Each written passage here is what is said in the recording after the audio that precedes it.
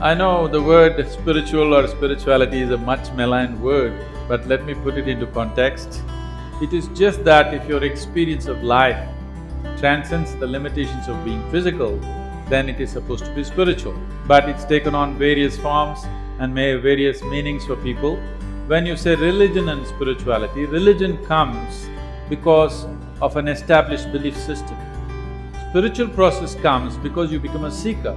You can become a seeker only when you realize that you do not know. When you realize the immensity of I do not know, the longing to know and the search for knowing begins.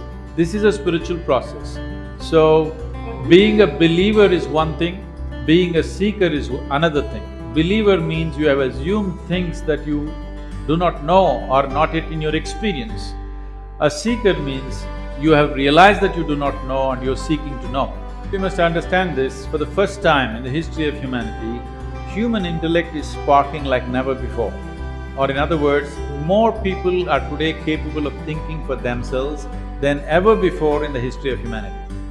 So, having said that, because human intellect is sparking like this, naturally anything that you talk to people must make logical sense or must have a scientific basis to it. So in pursuit of human well-being, people have looked up heavenward and people have become hallucinatory and they've fought wars, they've done horrible things to each other and they continue to do it even today.